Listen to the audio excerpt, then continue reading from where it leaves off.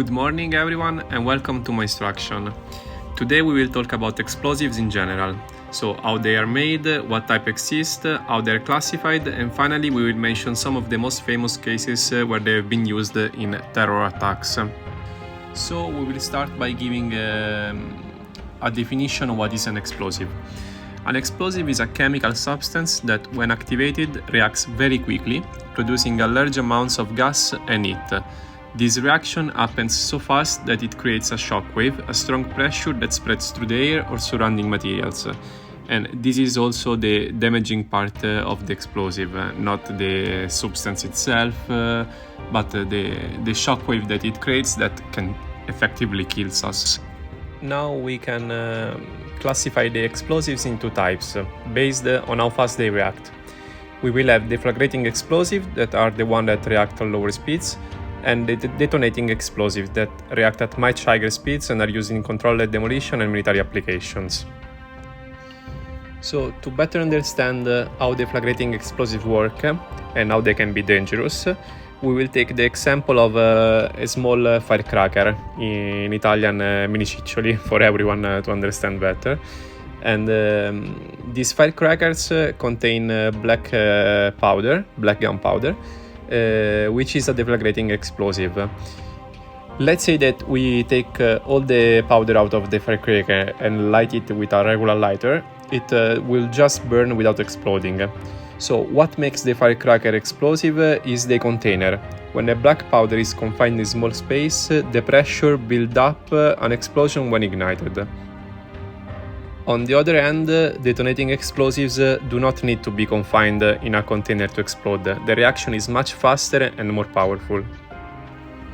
From that, we can understand that the preferred explosive for terrorist attacks are generally the detonating explosive, thanks to their rapid reaction speed and high energy release.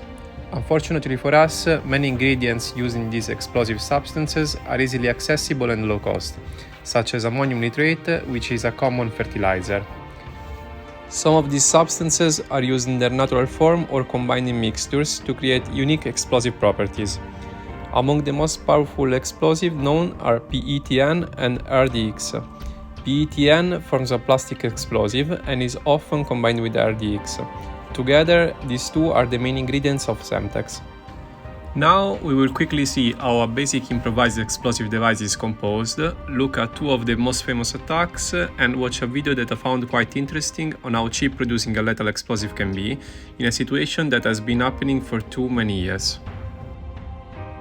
Many homemade improvised explosive devices require just 5 basic parts: a container, a power supply, a trigger, a detonator, and a chemical explosive charge. Now, as we all know, Richard Reed is one of the most famous ones, also known as the Shoe Bomber, attempted a terrorist attack on American Airlines in 2001 by detonating a bomb made of PETN hidden in the sole of his shoe. Reed tried to ignite the explosive using matches but failed, and the bomb did not detonate on board. The second one is the Oklahoma City bombing, and was a tragic event that took place in Oklahoma City and remains one of the deadliest terrorist attacks in US history. A truck bomb exploded outside the building, and the bomb was made from a mixture of ammonium nitrate and fuel oil known as ENFO. The blast caused to collapse the front portion of the building, killing 168 people and injuring over 600 people around the area. The explosion was so powerful that it was felt miles away. Thank you for following, and now I will leave you with the bonus clip. How did they manage to create a rocket at home? First of all, they used some common household ingredients such as sugar and potassium nitrate, which can be easily obtained as a fertilizer. Then they start by melting the sugar, mix in the fertilizer, and pour the resulting mixture into a mold to form a properly sized propellant slug. This propellant is subsequently placed into a round tube, which serves as the rocket's body, typically made from locally available water pipes. You might wonder why sugar is included in the mix. Sugar contains a substantial amount of energy, but it releases this energy slowly when it burns, and the fertilizer serves as an oxidizing agent supplying oxygen. This allows for a much quicker release of energy. When the right proportions are used, it burns fast enough to propel a rocket, yet not so quickly as to cause an explosion. Here is a super simplified version. Your first ingredient is sugar. Then melt it with the oxidizing agent, fertilizer, and mix together to form a slug, which is used as a propellant to power the rocket. Rockets are launched from a simple steel frame for quick deployment and easy removal.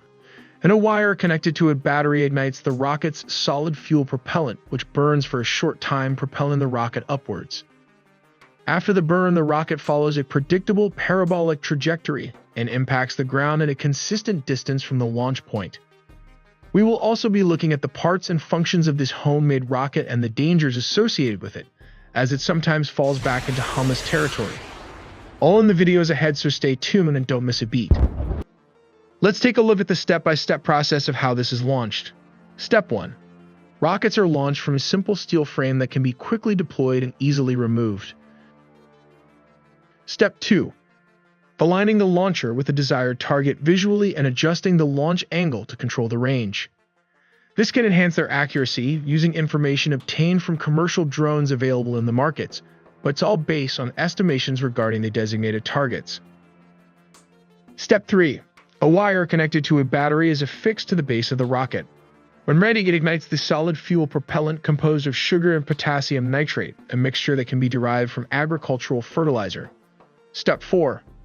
Interestingly, the propellant burns for around just only 1 to 5 seconds, powering the rocket upward at an angle. After the burn ceases, the rocket follows a parabolic path under the influence of gravity. It will impact the ground at a predictable distance from its launch point, assuming a roughly standard energy input from the propellant mixture and a consistent launch angle. Step 5. As mentioned, it uses a hollow magazine trigger to detonate the rockets. When it follows a parabolic path, it descends head-on and activates the trigger fuse. Step 6. The fuse sets off the warhead, a mixture of urea and TNT, creating an explosion and dispersing shrapnel. The Hamas missile Qassam costs a mere $300 to $600, whereas the Iranian rocket costs approximately $1,000.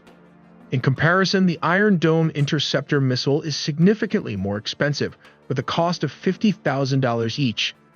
Additionally, each battery in the Iron Dome system carries a price tag of approximately $150 million. However, the Iron Dome boasts a reported 90% success rate as reported. Let's take a look at how Qassam rockets are intercepted by the Iron Dome air defense system. Firstly, the radar system detects and tracks the potential threat within a radius of 100 kilometers. Subsequently, the data is conveyed from the radar to the Battle Management Control System, and from there, it is relayed to the launcher. The launcher, in turn, transmits the information to the interceptor. The system is tasked with assessing the likely impact locations of the threat and then selectively engages only those rockets projected to fall within the safeguarded area, thus requiring interception. Upon determination of the impending threat, an interceptor missile is launched with the aim of neutralizing the incoming rocket before it reaches its projected impact zone. The interceptor missile employs its electro-optical sensor to monitor and target the incoming rockets, striving to approach the threat as closely as possible. Upon achieving the designated target, the missile activates its advanced sensors and laser system. This activation initiates the proximity fuse warhead, preloaded with fragmentation rounds, which detonates within a range of just 8 to 10 meters from the target, thereby ensuring maximum damage upon impact.